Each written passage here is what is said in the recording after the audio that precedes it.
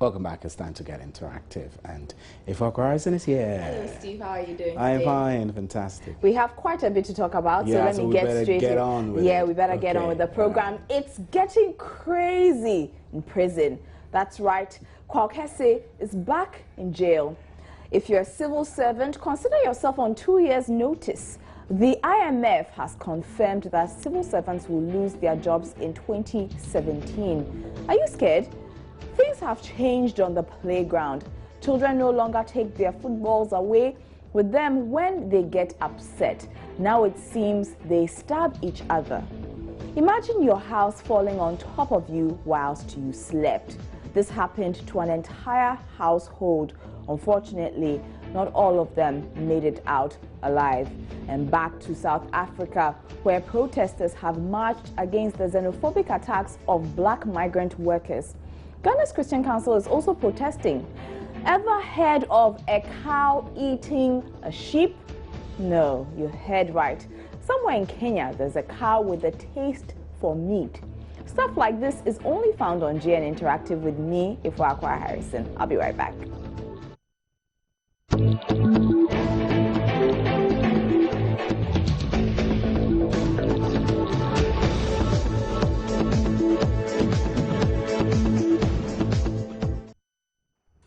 And you can get interactive with us via social media. We're on facebook.com/Joy News on TV. You can also find us on Twitter at Joy News on TV or at JN Interactive GH. Alternatively, you can send us an email. It's joynewsim@multitvworld.com.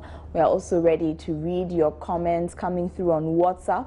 The number is 054-010-9009. The number again, 054-010-9009.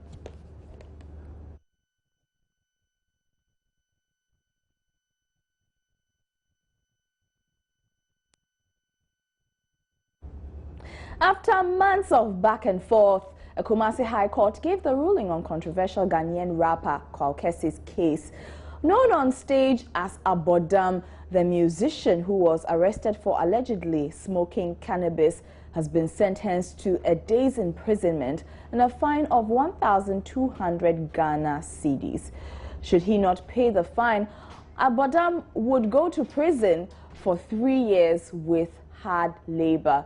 We spoke to Kwaw Kesse's lawyer, Nana Kwesi Boete, and he says the rapper and his management have already paid the fine, and the Abodam man is back in jail to be released tomorrow.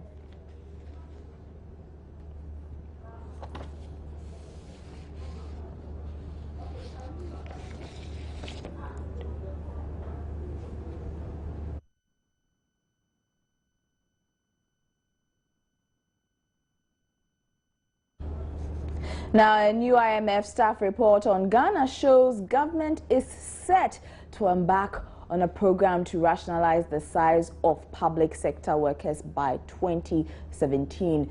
This basically means civil servants might be losing their jobs soon.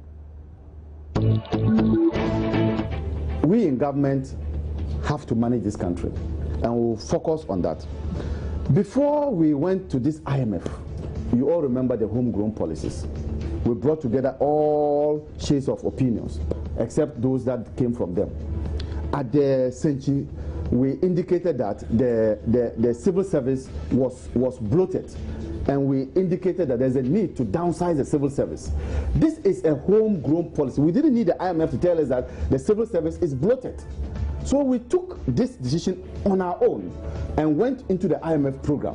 It is not new. We are saying that because the civil service is bloated and inefficient, we need to inject some efficiency into the civil service. You don't need so many people to do one job. You find that when you go to the ministries now, people are reading Lotto newspapers. Is that what we want as a country? What we should be thinking about is when we are able to stabilize in terms of our deficit, that would expand the private sector. The rest will go into the private sector, and the private sector will absorb them. And that is the policy. The policy is to ensure that the private sector expands. More people can be employed in the private sector, while the government sector becomes efficient.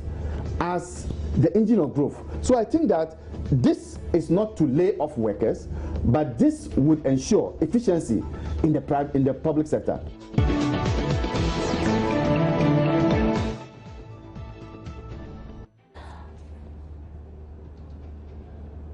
Lawyer Abraham Amaliba speaking to the IMF issue. Now, are you a civil servant? Are you worried? Do you have a game plan? We've been asking out on the streets. Being scared, no, but as a like a worker, and you're also prone to always develop yourself. You need to be productive in where you are. So if you're productive enough, I think you'll be secured at where you are. And so I think civil servants have got a lot of like redundant employers. So therefore, if you're redundant enough, you'll be scared. But if you're not redundant, you think your job can be secured. So as any individual, you should have an like sort of like what they call like an exit plan.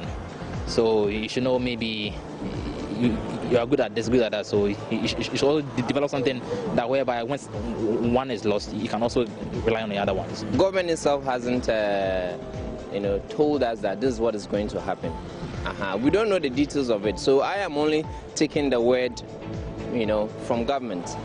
Unless maybe later, government itself comes to tell us that, oh, okay, so these are the conditions we have to go through as a result of going to IMF. Then that one, there is nothing to do than to, just go with the flow.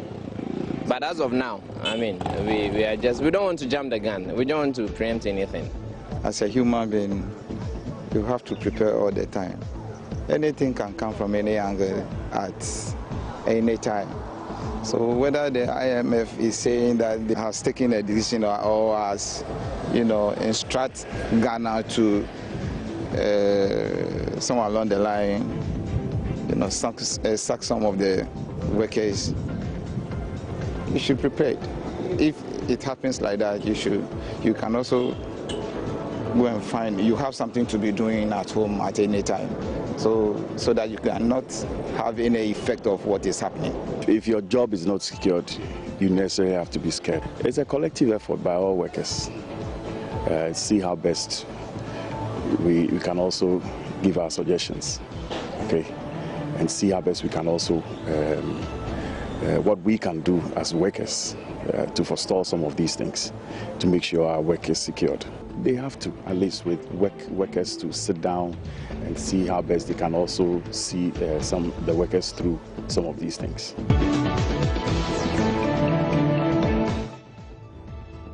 Well, we've been asking what you think on social media as well. Let me see if I can quickly log on to our Facebook page and bring you some of your comments. Alphonse is asking, what is government up to in this country? And Frimpong Kingsford says they should even sell Ghana. We will survive as long as God is on our side. So that's one from Frimpong Kingsford. And Samuel Champong says reckless spending and corruption by this government has brought us to where we are. How can government accumulate $66 billion debt in 6 years? It's very, very annoying. Nuwakwa God knows Billy says, so this is true, but the government has denied this so many times. Somebody must control those small boys at the Flagstaff House to stop deceiving us on every issue. So that's from Nuwakwa God knows Billy. And someone is asking how much the president's salary is a month. Mohammed Damongo says anybody who thinks that rationalization is to sack workers should better find the real meaning of rationalization. It is unfortunate. Kwajo Ejare Aponsa Mickey says, what about the non-professionals in the public sector? There are many people in the educational field that do not have educational backgrounds. These were the same people that were very ambitious way back in school and were dreaming of becoming bankers, etc. And now they are competing with those who are willing to go to the classroom. Many graduates that are professionals are home, and these people have occupied their positions in the field of education. The government should show them the exit. This is simple and basic.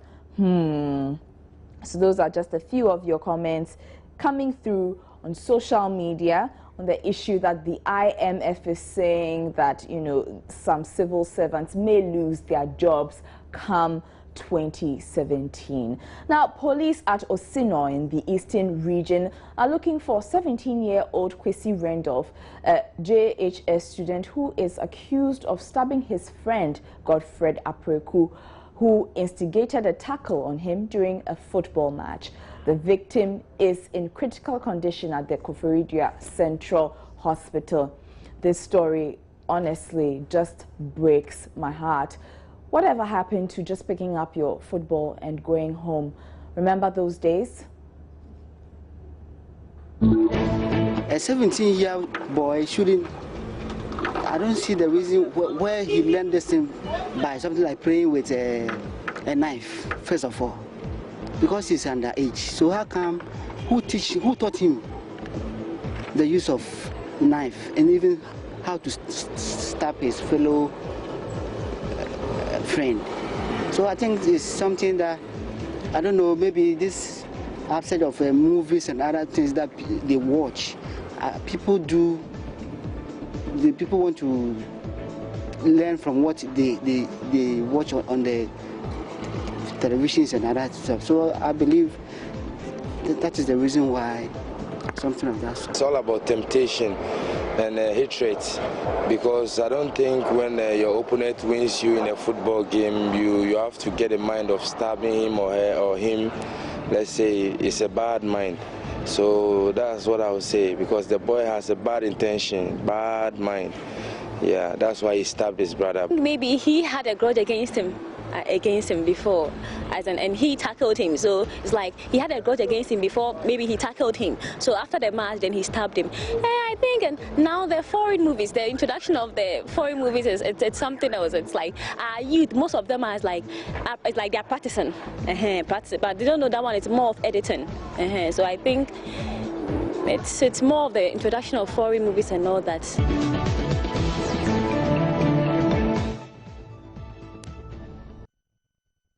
Let me take some of your Facebook comments now. And Jerry Lawson Bakri says, well, a wise man once said, you can't be old and wise if you were never young and crazy.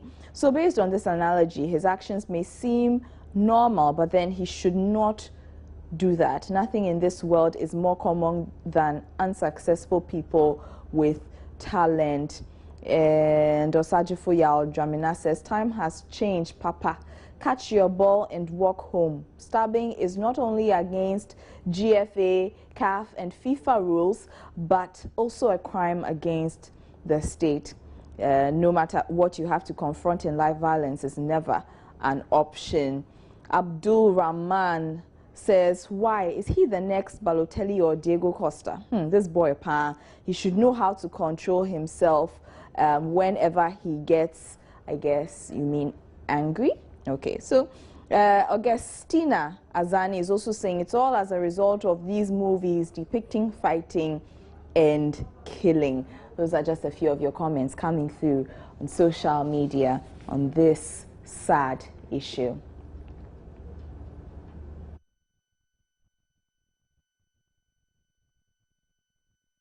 A 3-bedroom madhouse at Achim Bontodiase in the Achim Mansa district of the eastern region collapsed on an entire family following a heavy downpour.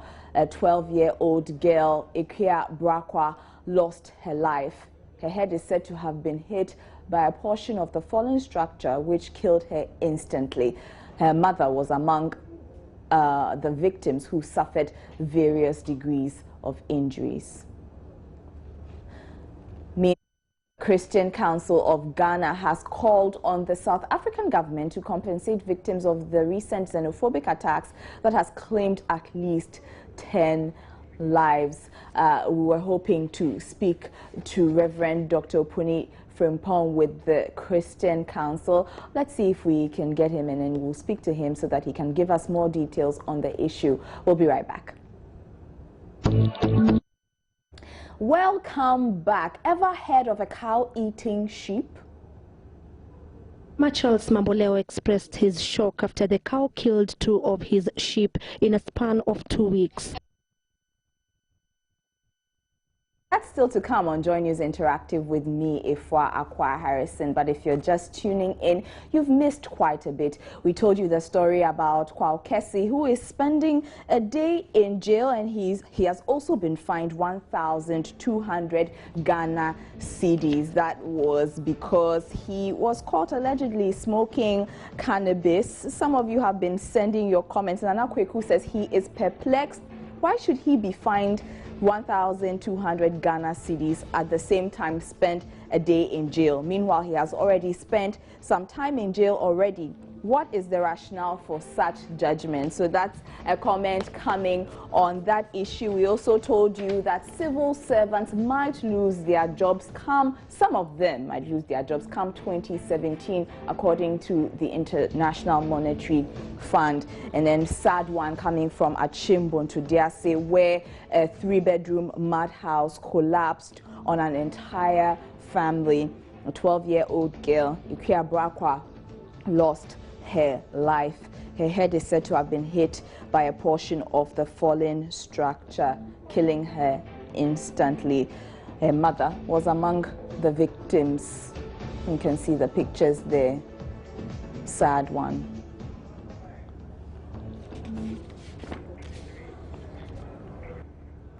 Weird diet indeed. Whew, I know what some of you say, that the world is coming to an end. Oh well, who knows.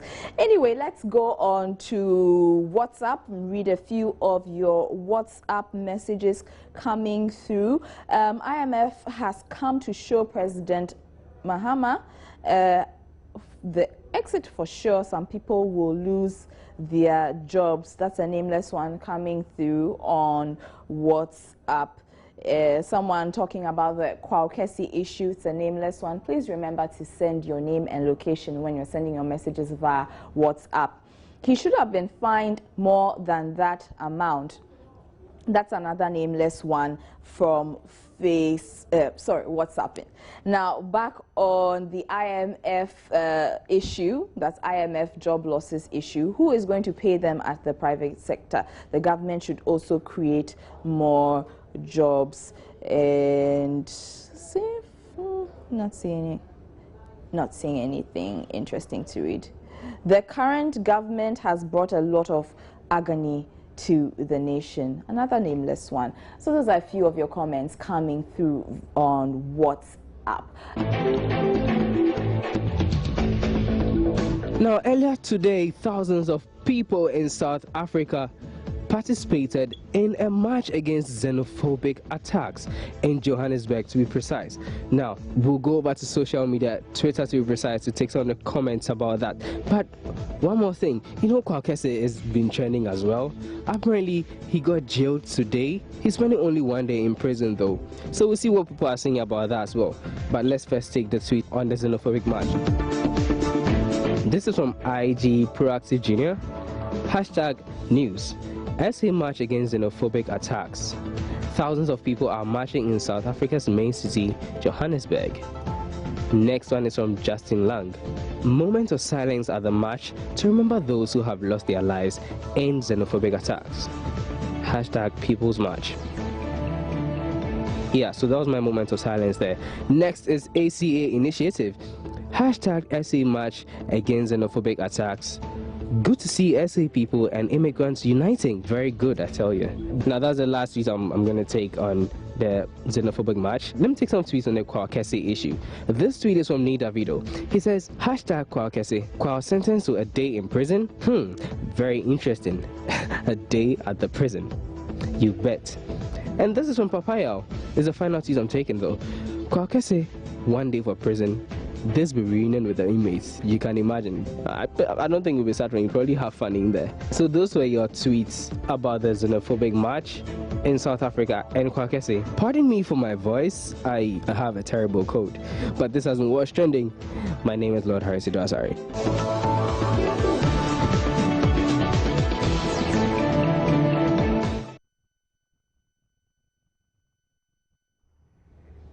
Thank you, Lord. And a WhatsApp message coming from Daniel Jimabi from KGB in the Volta region on Kwaw Kesse. I think Ghana is lawless. We were here when Chris Brown was paid to come on stage to smoke weed at the Accra Sports Stadium, and he was scot-free. Why then Kwaw Kesse? Let's quickly take the picture of the day. Steve, welcome back. Let's look at the picture of the day quickly before we go. Okay. For Helen, actually, I hear we have pictures of the day. So this is one.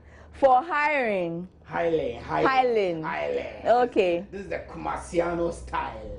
Washing Bay. Washing Bay. Yeah, this is more like worship, right? Washing Bay. Yeah. Though I walk through the valley of the shadow of death, I will fear no evil. A chicken walking past KFC. It must be very brave. So those are your pictures of the day. Of course, the one about the washing bay. Are you highlighting? No, I'm not. But the one about the washing bay came from one of our viewers on WhatsApp, but you didn't send your name and your location. So please remember to do that next time you're sending us content via WhatsApp or our Facebook page. Can you spend a day in prison? No, never. I hope. Great experience, right? One day. I hope I never have to go through that. My name is Kwaw Harrison. Mine is Stephen. Thank you so much for joining us. Enjoy the rest of our programs. Bye.